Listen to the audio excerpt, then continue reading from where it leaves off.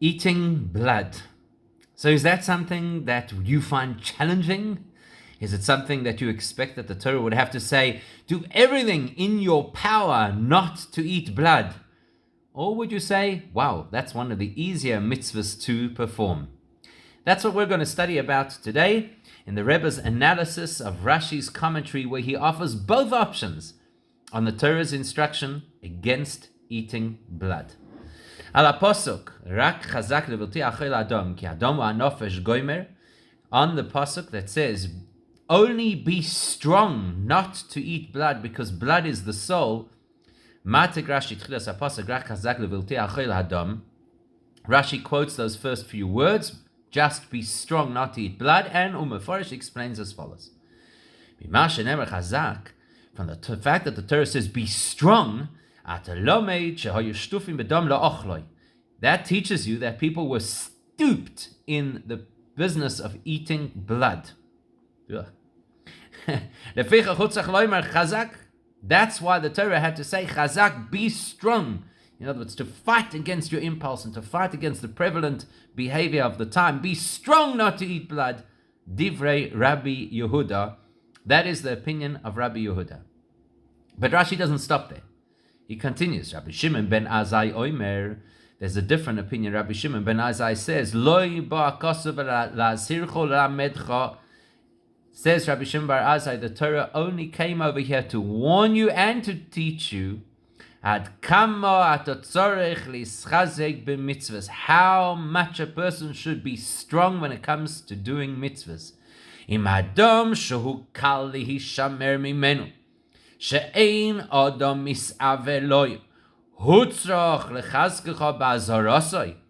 blood, which is something that is easy to observe, it's easy not to eat blood. People are generally reviled by blood. And yet the Torah comes along and says, be strong. How much more so should you be strong about other mitzvahs? So Rabbi Yehuda says the Torah had to say, be strong, because it was a huge challenge for them not to eat blood.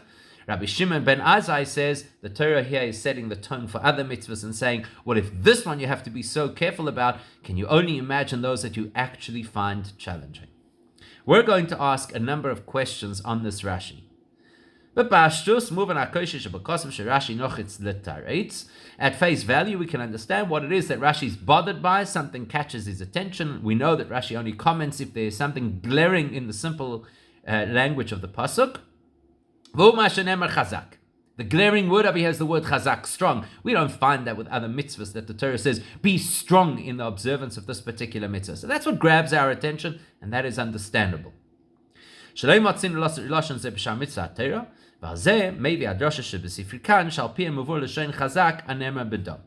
get it. It's a word that is unusual. It's not used in regards to other mitzvahs. So it grabs Rashi's attention, and he's got to explain it, and that's why he digs into the Sifri and brings us these two interpretations. That makes absolute sense. However, question number one. We have already discussed numerous times, the Rebbe says, when analyzing Rashi, we've discussed that if ever Rashi quotes two different explanations of one verse, the only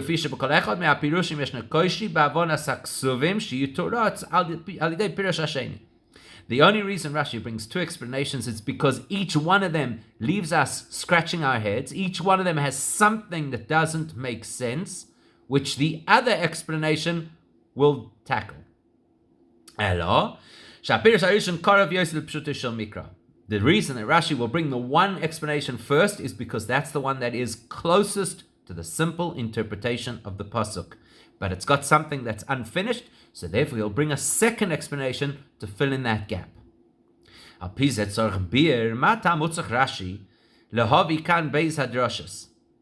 that's Rashi's way of doing things, why here does Rashi need two explanations? So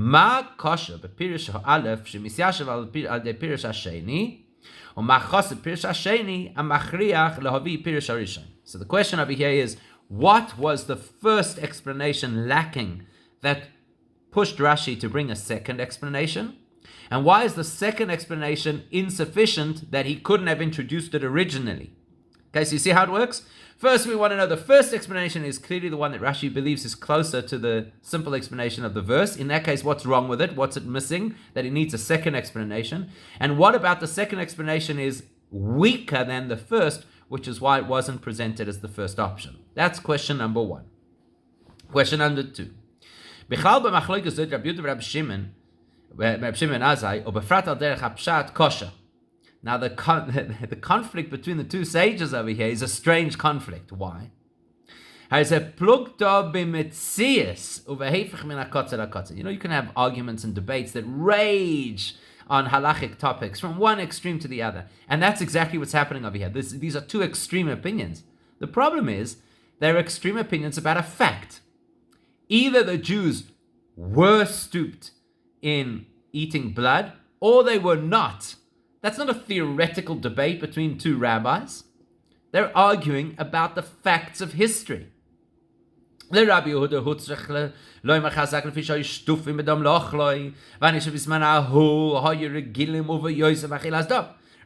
version of history is that was a time in history where eating blood was absolutely normal and maybe even a delicacy. And that's why they had to be told, be strong. Rabbi Shimon ben Azai, Adam atzmai tzarich is a klal. Ki kal disham whereas Rabbi Shimon ben Azai's version of history is, blood wasn't even a thing. The Torah didn't have to go out of its way to warn them about blood.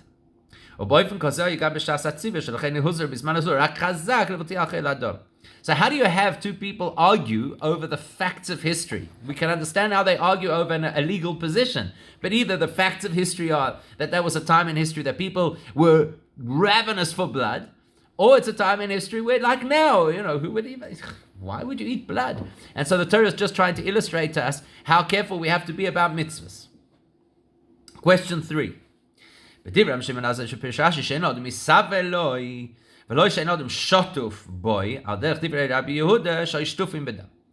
next question, technical question. Why does Rabbi Shimon ben Azai use different language to Rabbi Yehuda? Rabbi Yehuda says that they were steeped in blood, and Rabbi Shimon ben Azai just says people are not naturally driven to desire blood. Why does he say they were not steeped in blood? Why doesn't he match up the language with the language of Rabbi Yehuda? Next question. Later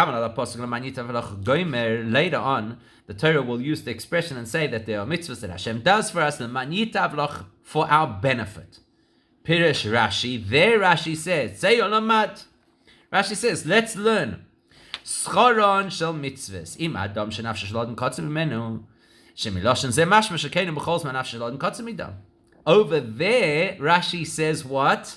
He says, look how much reward Hashem is willing to give us for an easy mitzvah. What's an easy mitzvah? Not to eat blood. See? Now Rashi kind of takes it for granted that not eating blood is not a huge challenge. But the interesting thing is, not only is Rashi taking a side, the truth is that Rashi in that interpretation doesn't seem to be in line with Rabbi Yehuda or Rabbi Shimon ben Azai. Why? The Rabbi Yehuda Rabbi Yehuda says that the nature of people, certainly at that time in history, was to be steeped in eating blood. And Rashi over here says that this is something that people are repulsed by. That's definitely not aligned with Rabbi Yehuda. But Rabbi Shimon ben Azai, even Rabbi Shimon ben Azai says people don't have a desire for blood, but he doesn't say that they're disgusted by blood. Rashi uses the expression that they're disgusted by blood. So something doesn't add up over here, because when Rashi first tackles the issue of blood, he quotes the two opinions. Either they were steeped in blood or they had a desire for blood. Later on, when Rashi talks about how amazing it is for Hashem to reward us for something that in his words, that people are disgusted by.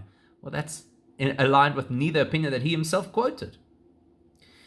And final question. We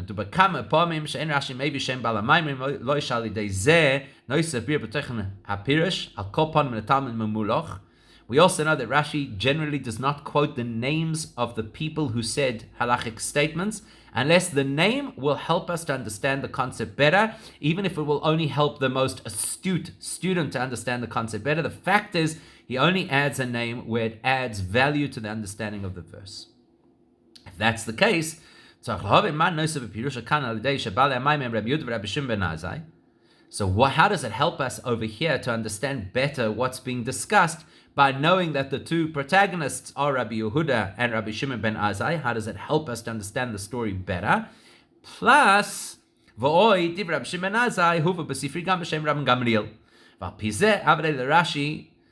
to say, Rabbi Seinu Pirush of Gamliel. It's very strange because Rashi here is quoting from the Sifri, and the Sifri puts the one opinion in the name of Rabbi Yehuda, which Rashi quotes, and the other opinion in the name of Rabban Shimon ben Azai and Rabban Gamliel. And Rashi only quotes the one, Rabbi Shimon ben Azai, and he could have easily said, and the other rabbis say.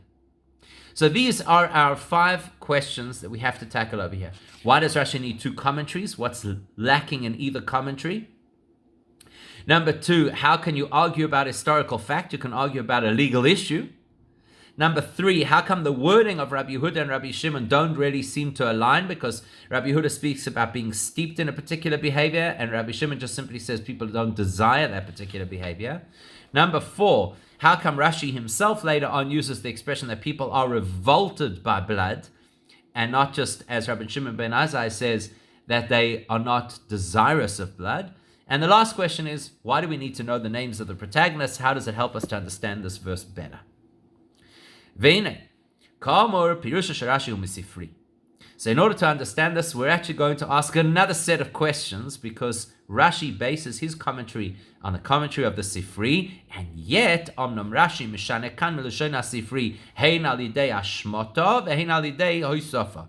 So it is unusual that Rashi should quote the Sifri without actually quoting it.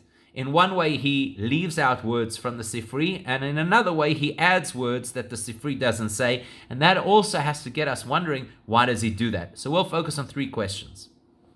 Aleph. This is critical. If you go back to the original Sifri, it says that people were steeped in eating blood prior to the giving of the Torah. Whereas Rashi leaves out that critical piece of information that they were steeped in blood before the Torah. He leaves out that part about before the Torah. Which means actually that he's no longer quoting the Sifri, he's actually disagreeing with the Sifri. Why? If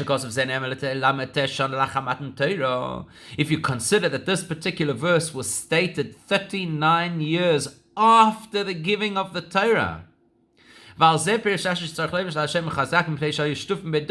Rashi says at that point they were steeped in blood. According to the Sifri, his source, they had given up on blood 4 decades ago. And Rashi now is saying we have to tell them chazak at this point in history, 39 years after the giving of the Torah, because they are still steeped in blood. That tells us that he's got a totally different view to the Sifri. So he's quoting, yet apparently contradicting. Ve'adarab. Be'im oy Rashi mefarish b'pruta shel mikra. Uve'meila matik v'div Rabbi Yehuda gam tevis kodim matan Torah. Ein pruta shel Rabbi Yehuda Rabbi Shimon Azai mitzias. K'shloim shegam Rabbi Shimon Azai ho yishtuf medam kodim matan Torah k'mel Rabbi Yehuda. U'masha Rabbi Shimon Azai she'enod misav v'lo yamdu v'lachrei mipnei shuzra al chilas dam lachar matan Torah. In fact, had Rashi included those critical words before the giving of the Torah, then Rabbi Yehuda and Rabbi Shimon ben Azai would not be arguing over historical facts. Rabbi Yehuda would be relating to one period of history before the giving of the Torah. Rabbi Shimon ben Azai would be talking about a different period of history after the giving of the Torah. Rabbi Yehuda would be talking about when it was common for people to want to eat blood. Rabbi Shimon ben Azai would be talking about how the people had learnt not to eat blood because they'd been instructed. So why does Rashi contradict his source, the Sifri, and in doing so create the impression that the 2 rabbis he's quoting argue about the facts of history? Question 2. That's the part that Rashi leaves out. Now let's talk about the part that Rashi adds. Rashi marich b'div Rabbi Yehuda mimash shenem chazak hatolomed leficha chutzach lem chazak v'elu b'sifri b'lashon k'tzar magid shoy shtuf in chulei. The Sifri, the original Sifri says, From here we learn, quoting Rabbi Yehuda, from here we learn that they were steeped in eating blood. Rashi says, from the fact that it says chazak, we learn that they were steeped in eating blood. And then he adds, and therefore they had to be told chazak. Why does he add those words that are not in the original source, the Sifri?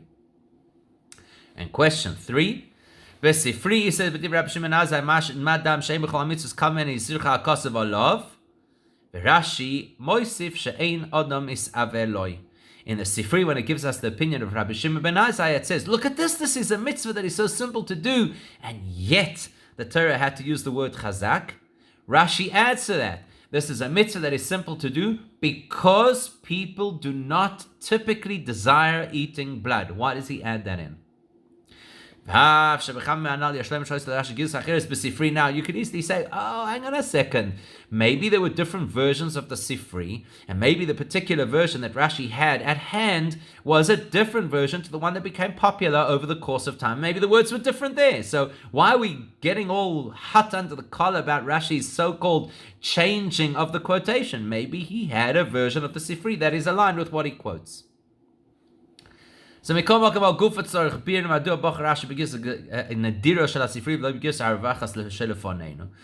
a good answer because, yes, you can imagine that there were different versions floating around. However, there would always be the common version and the less common version.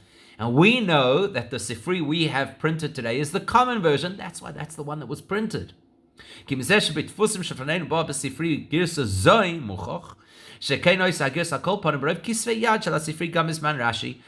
that the Sifri is printed with the wording as we have it indicates that was the most common version that was around, even at the time of Rashi. So to suggest that Rashi was using some rare manuscript that nobody else had seen, and that's why he quotes in the particular way that he does, is a very weak argument. We need to understand, we need to imagine that Rashi deliberately says the quotation differently to his source, and we need to understand why. So let's begin to explain.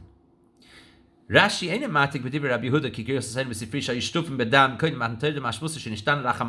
Let's tackle firstly why it is that Rashi leaves out those key words in Rabbi Yehuda's explanation that the Jews had been steeped in blood prior to the giving of the Torah. Why does he leave that out?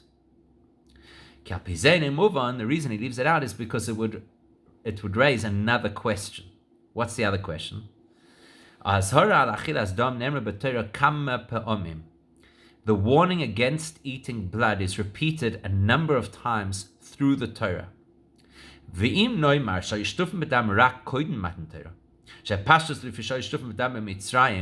you believe that the Jews were only steeped in eating blood only prior to Matan Torah, which means only because they were part of Egyptian culture and society, and that was a common practice in Egypt, then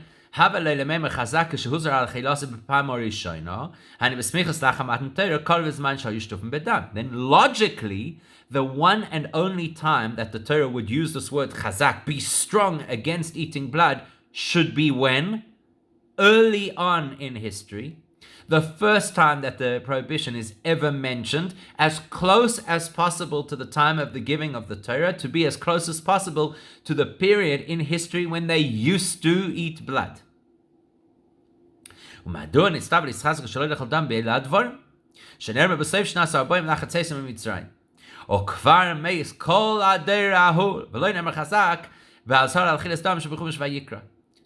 what bothers Rashi. It makes no sense. If you believe that they were only steeped in eating blood many years earlier, prior to the giving of the Torah, then logically they should have been warned with this heavy terminology, chazak, be strong, gird your loins. Should have happened when?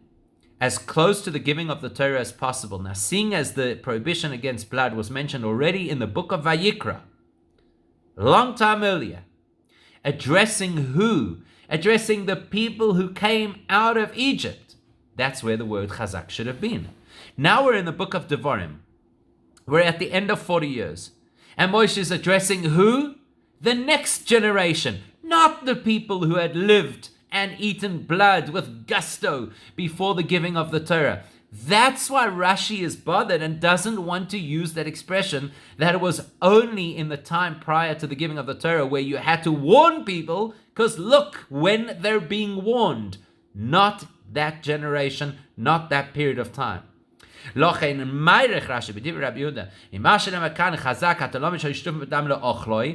why Rashi adds extra words over here. He says, look, from the fact that it says chazak here, teaches me, that, according to Rabbi Yehuda, that they are steeped in blood here, not once upon a time. And it is manu amira.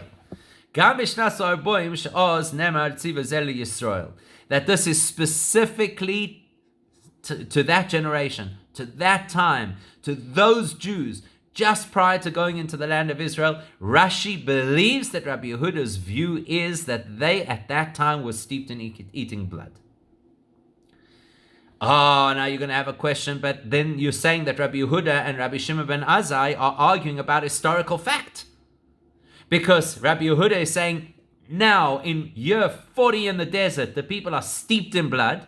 And Rabbi Shimon ben Azai is going to come along and say, no, blood is something people don't have a particular drive and desire for. So how do you reconcile that? We get it. We understand why Rashi is uncomfortable to use the expression that the blood issue was once upon a time and no longer relevant, because then chazak doesn't belong here. Good. Makes sense. So how do you reconcile Rabbi Shimon ben Azai and Rabbi Yehuda?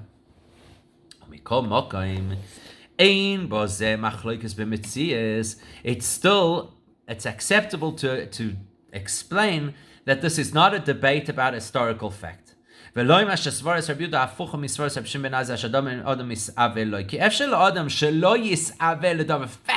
explanation the Rebbe is going to give.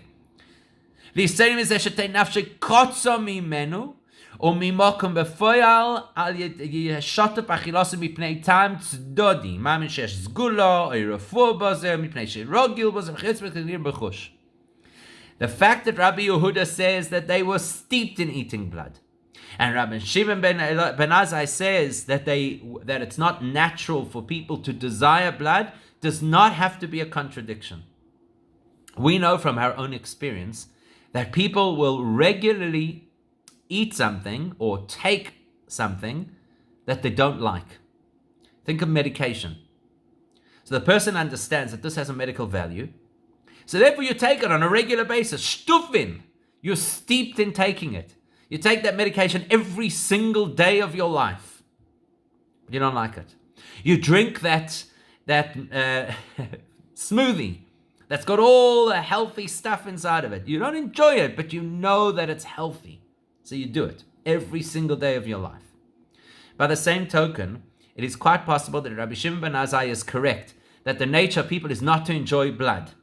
And yet Rabbi Yehuda can also be correct that at that time, because of the belief system that they had, and maybe they felt that having blood in your system invigorates you or gives you strength, or who knows what they believed, they were shtufin. They used to regularly take blood for that reason.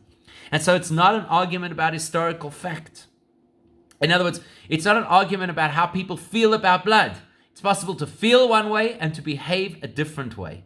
To feel that it's objectionable and yet to have it all the time. And therefore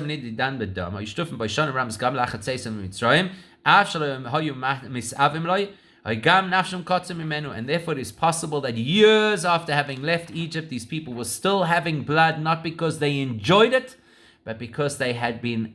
they become habituated to the concept that there's some value in having it, and therefore you must have your blood every single day.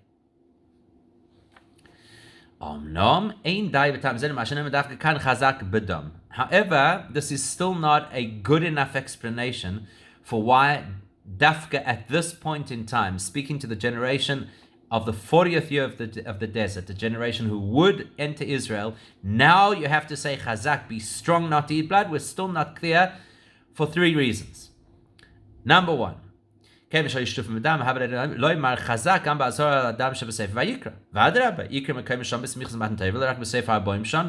we got it. We understand that there obviously was this fixation with having blood, and therefore they had to be told chazak, be very strong not to have it. Fine. So then if that's the case, it should have said chazak more than once. not only here at the end of the 40 years, it should have said, Chazak, be strong about blood, long ago. The first time that blood was introduced as a prohibition. There too it should have said, we know. Hashem should have said, I know you people. You have this blood on a regular basis. Be strong not to have it, in spite of all the psychology and all the things they've told you about the nutritional value or the spiritual skula or whatever it is that convince people to have blood. Be strong. We still don't understand why only here are they told, be strong. Number 2, Veker. Considering that they had already been warned multiple times against eating blood before this particular occasion, how can you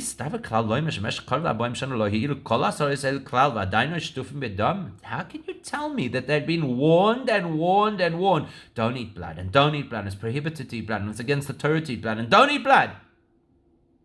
And now they're still not only eating blood, but they're steeped in blood? How's that even logical to say such a thing?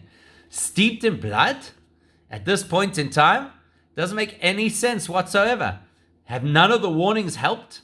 Has none of the teaching helped? Number 3,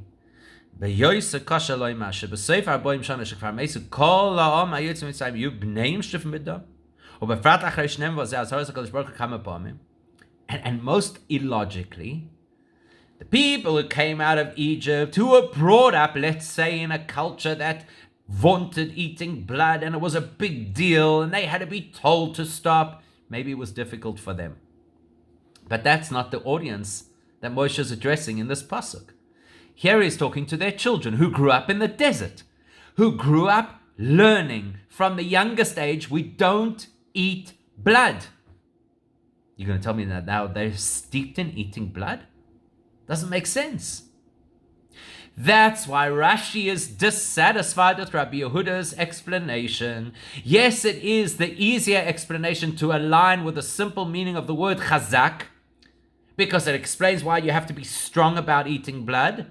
But it's an insufficient explanation in Pshat as far as Rashi is concerned, because it has these gaping questions. Do you honestly believe that at this point in time, these people were steeped in eating blood? Therefore, Rashi has no choice but to quote a second interpretation, that of Rabbi Shimon ben Azai, which is that the use of the word chazak over here does not address the fact that they were obsessed with blood at that point in time. Therefore,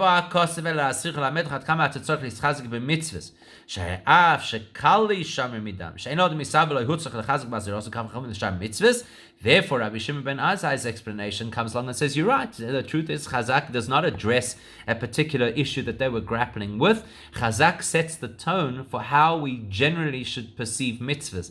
That if an easy mitzvah you have to be strong about, then you definitely have to be strong about a so-called more difficult mitzvah. And Rashi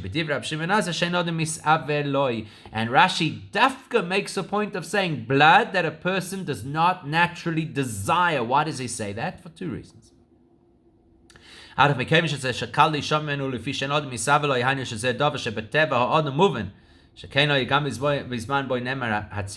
1, Rashi has to illustrate that Rabbi Shimon ben Azai's view is that they were never stooped in eating blood. Why not? Because people are naturally not interested. People do not naturally have the desire to eat blood. That helps explain how the word chazak cannot mean, according to Rabbi Shimon ben Azai, be strong because it's difficult. Why? Because people are not naturally drawn to blood, to eat it. And therefore the word chazak, according to Rabbi Shimon ben Azai, can only be there to ramp up the responsibility that we have around mitzvahs. Number 2, Rabbi Shimon ben Azai's view is not that people find blood disgusting.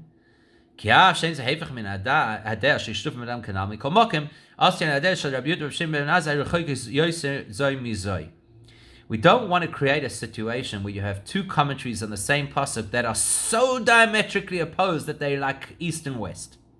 We prefer not to do that. We prefer not to create machloikas That kind of division between opinions. So if there's a way to explain Rabbi Shimon ben Azai's opinion where it's not so radically opposed to Rabbi Yehuda, we'll do it. And that's exactly what Rashi is doing over here.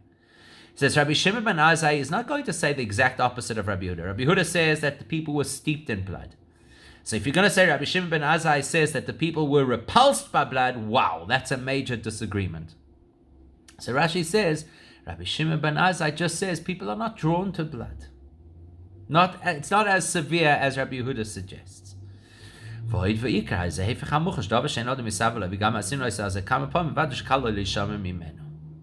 And of course, what he wants to say is that if something is by nature not interesting to you, and then over and above that, it is something that you've been told multiple times not to do, that only helps Rabbi Shimon ben Azai's case to say, well, then this is an easy mitzvah. It's easy because you've been told and told and told, and you don't find it particularly attractive. So it's an easy mitzvah, and therefore, how much more so, the more difficult mitzvahs you have to be strong about. But Rashi can't put Rabbi Shimon ben Azai's opinion as their explanation. Why not? So the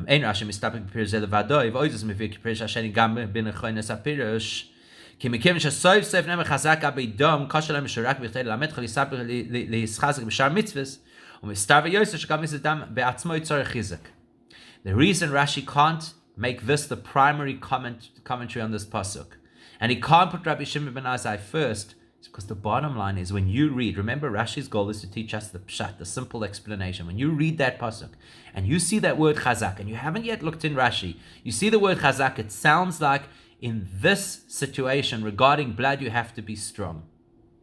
It's a little bit of a stretch to say it's telling us that in other situations you have to be strong. That doesn't exactly gel and resonate. So Rashi can't put it as the primary interpretation. Now we're going to see this concept play out in context. Very often, if you want to understand a pasuk properly, you have to look at the context of the rest of the parasha. So the minute you start to examine another food-related instruction in the parasha, it will help to contextualize the story of blood as well. But parasha zoi bol atir b'sar taiva shahoy asurim boy ad ato k'mo shenemar ki se'av nafshecha lecha bosar b'chol avas nafshecha toichal bosar v'ochalta b'sharecha b'chol avas nafshecha. So the context in which we're told about blood is the context where the Torah allows the Jewish people for the first time to eat meat outside of a sacrifice. Up until this point in time, the only time you were permitted to eat meat was if that meat had been brought as part of an offering, let's say like the Korban Pesach, the Pesach sacrifice, or a Shlomim offering, which you were allowed to eat from as well. But generally speaking, to eat meat for pleasure was only permitted to them at this point in time.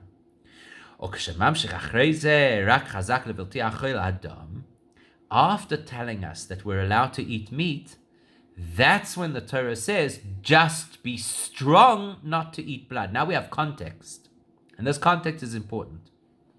Because mashma b'pshuto shel mikra, shegam bo ze shaykh ki saveh nafshecha taiva me'ize tam sheyeh, v'lochein mima shenemer kan chazak ata lo mitzvah yishtufim b'dam la'ochloi. Now you have this context. We're in a conversation over here about your personal desire to eat certain things. So the Torah says, if you should desire to eat meat, here are the rules, and you can eat meat under these rules. Straight after that it says, but be careful not to eat blood. That sounds like, or be strong not to eat blood. That sounds like, once we're talking about things that people desire, meat, there is a desire that people have for blood as well. And that leans in the direction of Rabbi Yehuda, that they were steeped in the process of eating blood. And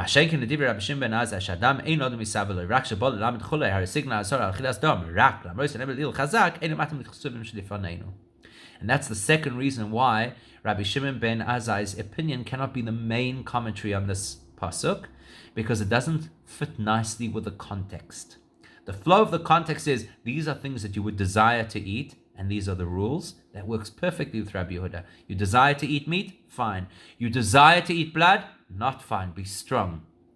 Rabbi Shimon ben Azai doesn't follow the flow of the context so well, and that's another reason why he cannot be the primary commentator on this pasuk. Maybe Rashi das Rabbi Yehuda l'rishona b'mayla, ki kein mashmos hemshach ksuv ma'akosher rak mitzat teichen ha'inyan shayadayin shtufim b'dambaz kenal.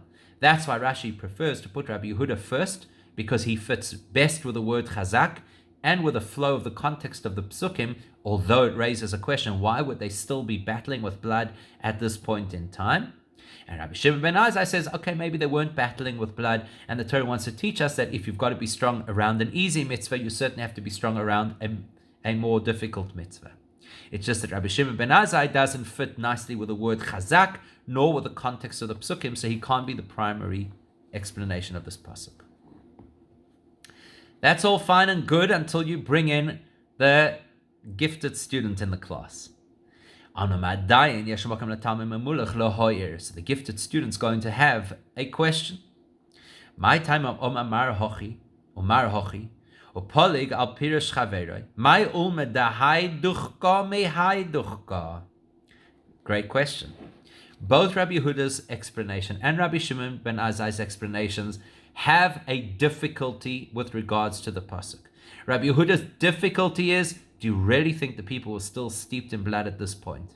Rabbi Shimon ben Azai's difficulty is the word chazak, and the context of the pasuk lends itself to saying that they needed to be really pushed not to eat blood. So the smart kid in the class is going to say, well, why do they take their opinions? Each one has something about their opinion that is unsatisfactory, something about their opinion that they cannot settle completely. So why does Rabbi Yehuda prefer to say that they were steeped in blood with all those issues, rather than to have the issue that Rabbi Shimon ben Azai has of context in the word chazak? And why does Rabbi Shimon ben Azai rather have the problems with those words in the context, not to have the problem of the historical nature of the time? And for that, we have to know who's who. That's why Rashi tells us who the two opinions are, because each one follows their general halachic perspective in other areas. It's what we call a shitase. Often what you find is that a particular rabbi has a theme that runs through their legal rulings. And once you understand that theme, then a lot of what they teach makes sense. And that's what we're going to do here too. We'll identify a particular approach that Rabbi Yehuda has, and a particular approach that Rabbi Shimon ben Azai has in other areas of halacha, but it will help us to understand why each one of them goes the route that they do in interpreting this particular pasuk. Let's start with Rabbi Yehuda. Rabbi Yehuda matzinu b'mashakos v'leiseichel kol nevei l'agera sheb'sharecha titnena v'ochla oy mochel l'nochri v'goymer. There's a pasuk that says that if you have an animal that was killed, a kosher animal that was killed but was not shechted properly, so it may have died of natural causes, or something went wrong in the shechita process. So the Torah says what you do with that carcass is you give it to a non-Jewish person to eat, or you sell it to them. So shesvir elei dvarim kichsavam, the ger v'nesina u'lenochri b'mechira. Rabbi Yehuda takes that verse very literally, and he says, if somebody is a ger referring to somebody who's allowed to live in Israel following the 7 Noachad laws, so to them you have to give the meat for free. To a stranger, meaning a non-Jewish person who does not observe the 7 Noachad laws and probably doesn't live in Israel, you have to sell it to them. So he says you take the verses at face value. And in that particular context, Rabbi Yehuda disagrees with his colleague Rabbi Meir, who says that the Torah is not specific and you could give or sell the meat to either the ger or to the non-Jew. So what do we see about Rabbi Yehuda? He likes to read a pasuk at face value, word literal. Same thing will apply here. There's a pasuk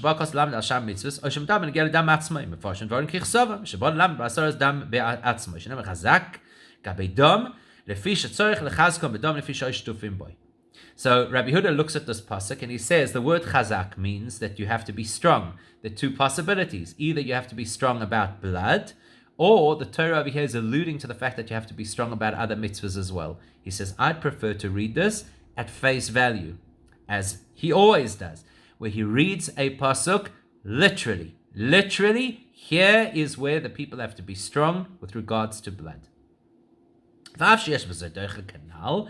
Even though it has certain questions that you will ask, what do you mean? At this point, they still had to be told so strongly about blood? Yes. And And that's why he says, look at the word chazak. That's the thing that sticks out. Rashi makes a point of it by dafka adding extra words to the Sifri's commentary so that we will know and understand that Rabbi Yehuda over here follows his shita, his approach across the board. And his approach is, you always read Devarim kichsavam, pay attention to the words.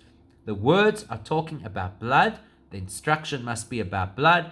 The word chazak must refer to blood. That indicates that the people obviously had an issue with blood that had to be addressed. Whereas Shitas Rab Shimon ben Azai motzinu, whereas when it comes to Rab Shimon ben Azai, we find that he has a different shita in two ways. Number one, firstly, we find that Rab Shimon ben Azai is of the opinion that the Torah will always put a lot of effort to create enthusiasm and to create a sense of responsibility to even so-called light mitzvahs. In other words, so-called easy mitzvahs. Where do we see that? Or Ka'amroya, as he famously says in Pirkei Avos, have a ratz mitzvah kala. Shapirish gam im loigas in kalchamur kirsat marazok and loirak mitzvah kala gam mitzvah kala. Or hatam shamasayim mitzvah gereris mitzvah.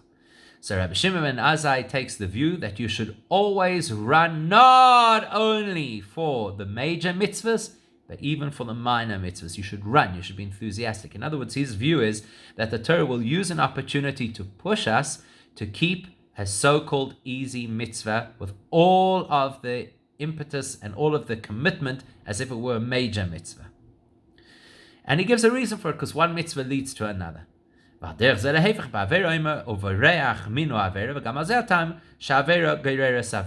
says the same, by the way, in the opposite direction, that you should also be very, very careful not to do a so-called minor sin, because one sin leads to another. So the first thing we learn about Rabbi Shimon ben Azai is that it is normal for Torah to push us to be extra careful about the so-called simple mitzvahs. Number two, he also believes not only should you be so careful, but he believes that if you are careful about the so-called minor mitzvahs, the knock-on effect is that you'll be really good at the so-called major mitzvahs. In other words, small mitzvahs lead to big mitzvahs. And the corollary is the same, that small sins lead to big sins.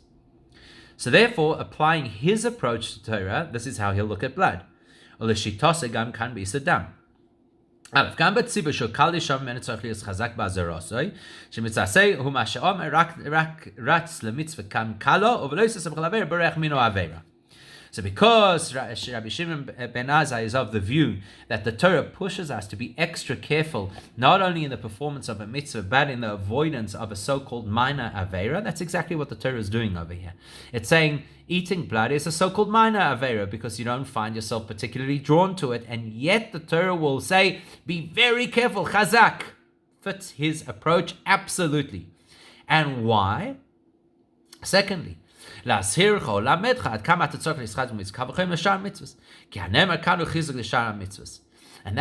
Rashi will add the extra words over here and say, it teaches us over here that you have to be careful not only in this mitzvah, but to teach you to be careful in other mitzvahs as well. That's exactly Dugmas Amr Havaratz mitzvah, Kalash mitzvah, Gereres mitzvah, Vatakayim gam shar mitzvahs of Varech min Avera, Vali Dezet Yaroch gam shar Averas. This is exactly aligned with Rabbi Shimon ben Azai's view, which is if you're careful about one mitzvah, you'll be careful about others. If you're careful to avoid one avera, you'll be careful about others, exactly as he says over here. If the Torah tells you how careful you have to be about a so-called minor mitzvah, you will certainly know how careful you have to be about the so-called major mitzvahs. So now we understand why Rashi had to give the names of the two rabbis, because it helps to clarify their particular positions. So now we know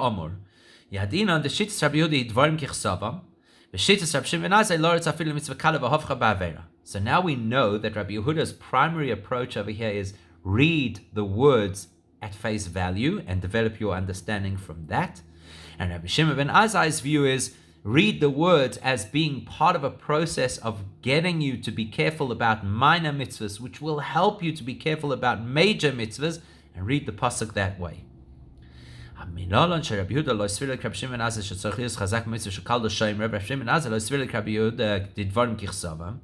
now we know there are two opinions. How do we know that they definitely do not agree with each other about the other's opinion. In other words, how do we know that Rabbi Yehuda doesn't believe that there is the importance of focusing on a small mitzvah because of the impact it will have on larger mitzvahs? And how do we know that Rabbi Shimon ben Azai doesn't necessarily believe that you read a pasuk literally? So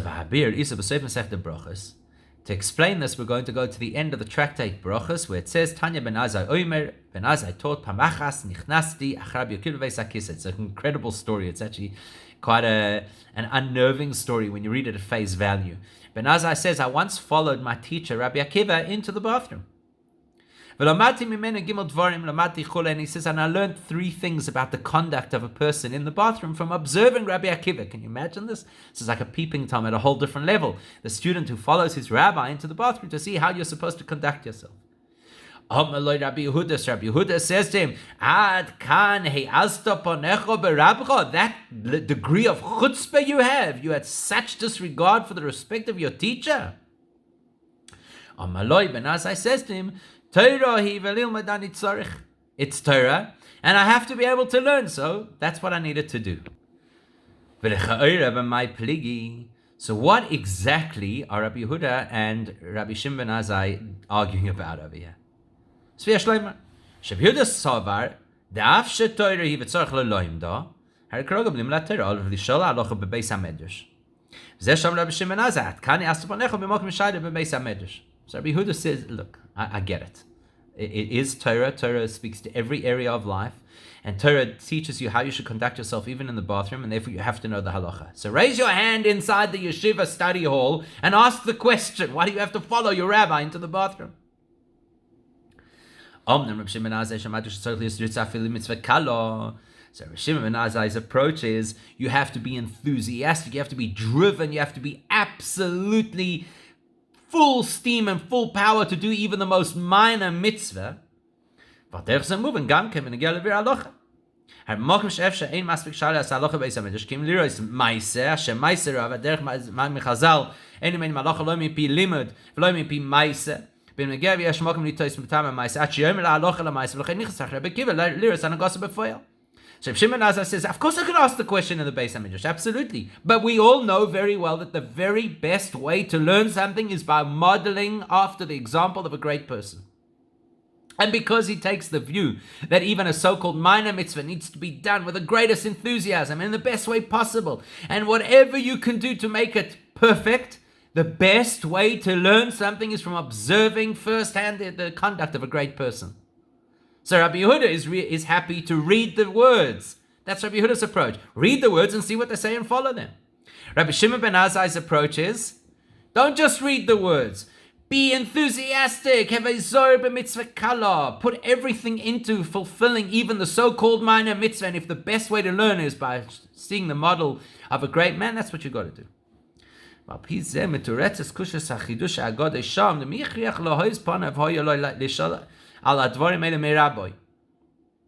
that the Maharsha asks a question on this, on exactly the story, and he says, what pushed him? What obsessed Rabbi Shimon ben Azai to have to go to this length? Why did he not just ask in the Beis Medrash? That's the question.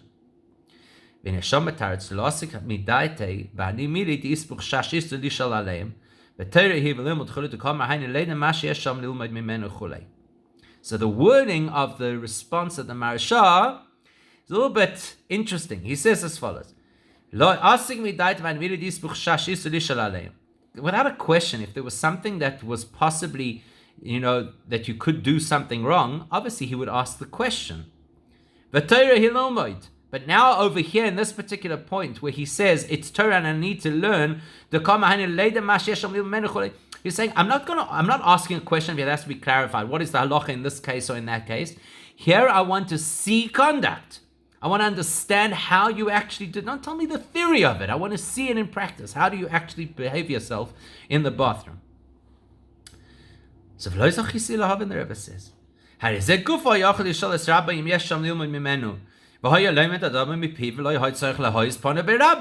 still doesn't make any sense. What? If it comes to a question of, is this permitted or forbidden? I'll ask it in the yeshiva, and whatever he tells me, I'll follow.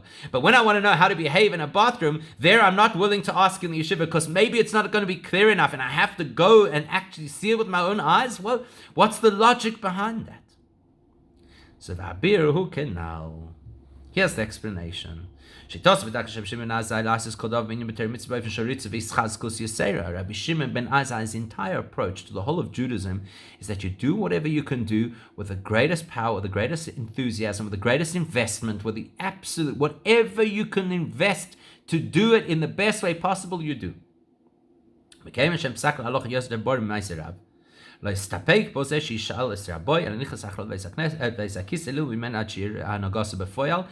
there's absolutely no better way to learn something than by watching how a great person does it. That's why he was dissatisfied to only raise his hand in the base medrash and ask that question. He wanted to see the conduct himself. This is a classic Rabbi Shimon ben Azai. Rabbi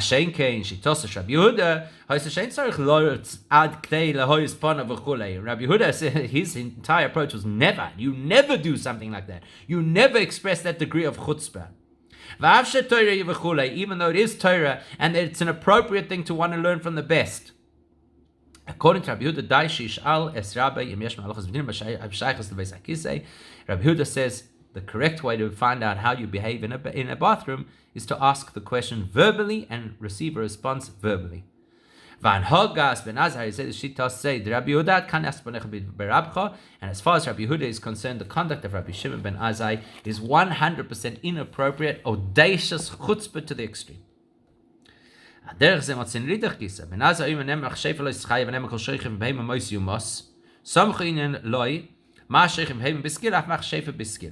See a similar kind of a debate, kind of from a different angle. So Rabbi Shimon ben Azai says, if you look in the Torah, there are two mitzvahs that are juxtaposed. One is the mitzvah that you have to kill a witch, and the other is the mitzvah that a person who commits bestiality has to be killed. So he says, just as we know that the punishment for bestiality is stoning, likewise the punishment for witchcraft is stoning. Rabbi Yehuda,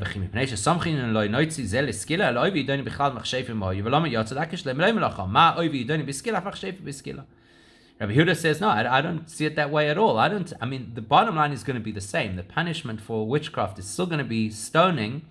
But Rabbi Yehuda says, just because the two are juxtaposed does not tell me that the punishment of the one fits the other. They're totally different behaviors. They're totally different areas of law. And the one should not necessarily reflect on the other.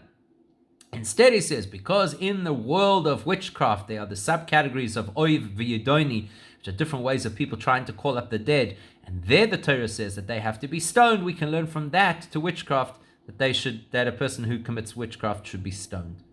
So ben Azai derish sumuchim b'chol haTorah kol tzamcha inyan hapash b'chalus v'ad kach limud mizeh oinesh haskila tells us another interesting insight into Rabbi Shimon ben Azai, that he takes a view that you always look at the verses that are juxtaposed in order to learn something from the one about the other. Rabbi Yehuda metama v'chim pnei shesamchin eloi noitzi zeh eskila kim loy ma'adin mizeh she'oivi yidon b'chlal v'loy melachok kim achshef v'eskila mikam b'foirash. Whereas Rabbi Yehuda, we know already from our story that Rabbi Yehuda always likes to see it in the words. Don't just tell me because of the fact that the two psukim happen to be next to each other, they reflect on each other. I need to find it in the words. And that's why he looks for something in the words of a behavior that is associated with witchcraft. And when he finds in those words that you can give them, or that you should give them skilla, that you stone them, he can use that from the machshefa. Okay, so what have we seen is that Rabbi Shimon ben Azai and Rabbi Yehuda have two completely different views on how you approach the whole of Torah, where the focus of Rabbi Yehuda is the letter perfect wording of Torah, and the approach of Rabbi Shimon ben Azai is what we call the azhara, the push, the drive, the, so to speak, when the Torah makes it that you should be enthusiastic or cautious or careful about something to the extreme. And that's why they take two different views on how you understand the word chazak. Rabbi Yehuda's primary explanation is look at the word. Ben Azai's primary explanation is look at how it could teach us this principle of be more careful, more cautious, more invested in your Judaism. What does this teach us on a spiritual level?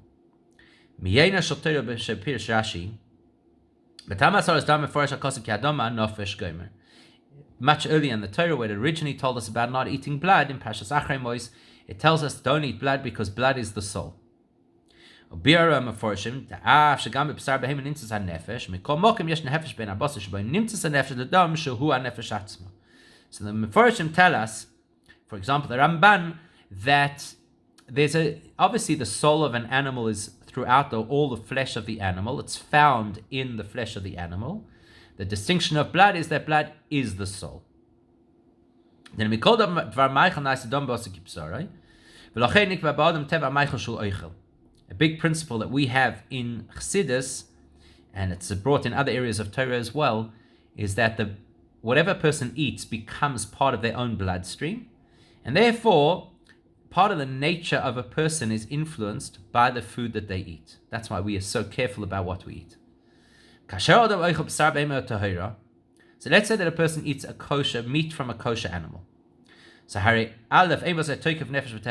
fact that it's a kosher animal already reduces how much animalistic behavior or nature is absorbed into the person when you eat it.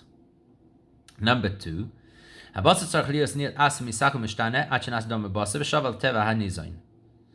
also, when you eat meat, you first have to chew it and digest it before it becomes part of you. So there are two things. If it's kosher meat, it's less animalistic. And secondly, the process of eating meat is that the body has to process the meat before it becomes part of you.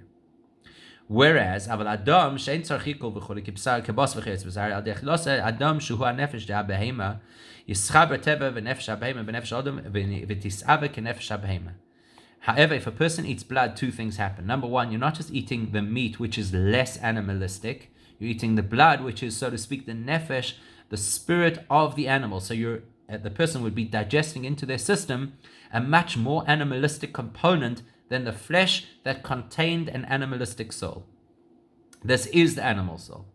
Number two, the digestive process required to absorb blood into the system is far simpler than the digestive process to break down the meat to be able to absorb it. So two things happen. You get more of the animal and quicker that becomes absorbed into a person.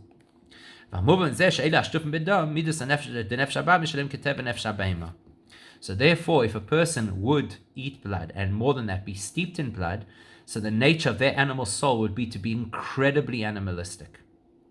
And this is the spiritual component of the two different opinions that Rashi quotes.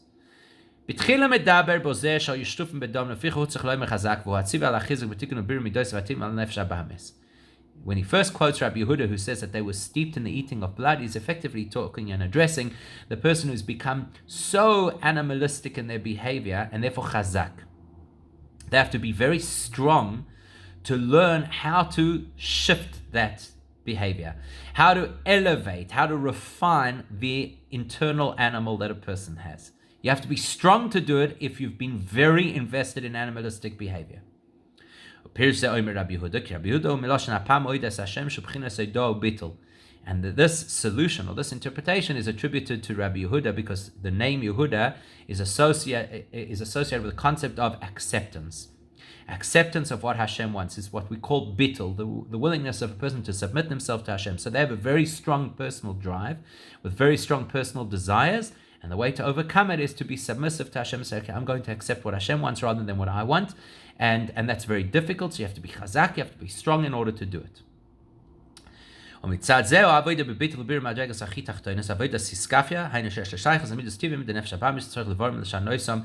this person would be primarily involved in what we call iskafia, which is the subduing of and the turning of the animal soul to be more aligned with Hashem.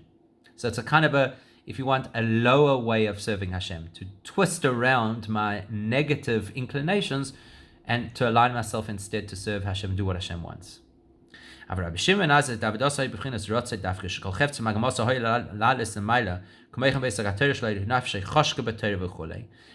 is a completely different personality. Rabbi Shimon ben Azai, we're told, his involvement in Judaism was very extreme, to the point that he loved Torah so much that he refused to ever get married and was criticized for it. But the bottom line is that he had this incredible connection to Hashem.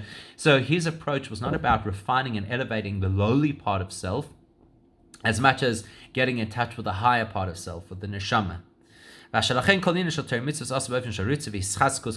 why he had this attitude, which is that the whole of Judaism is about being as enthusiastic and as invested and as driven as possible, because that was his nature. So therefore, לדעתי לא יבוא הכוסף להסיר כל עמדך עד כמה אתה צריך להסחזק במצוות. ועני שהכוסף לא יבוא על ביר ושינוי מידות טבעיים, אלא להסיר כל להסחזק במצוות, להסיר כל מלשון זוהר ואור, אני שעל אדם להסחזק ולהסלס ולהור נפש באור הליקי בעניין המצוות.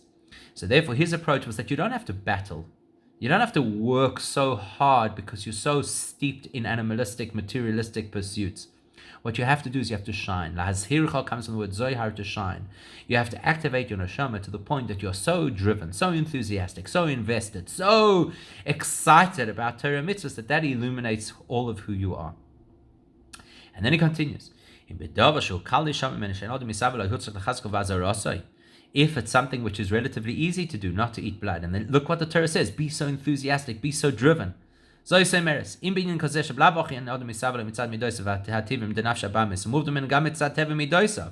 imagine? Here's something where you don't have that inclination. You're not driven, you're not animalistic, you're not materialistic. It's a part of you that you find relatively easily to fulfill.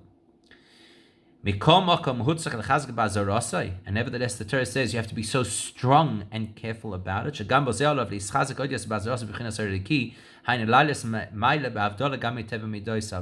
the way that he understands it is not just that you have to be strong, but that you have the opportunity over here. Using the so-called easy parts of mitzvahs, you have the opportunity to elevate yourself, to drive yourself, to enthuse yourself, to excite yourself, to illuminate yourself, even using so-called small things. So then,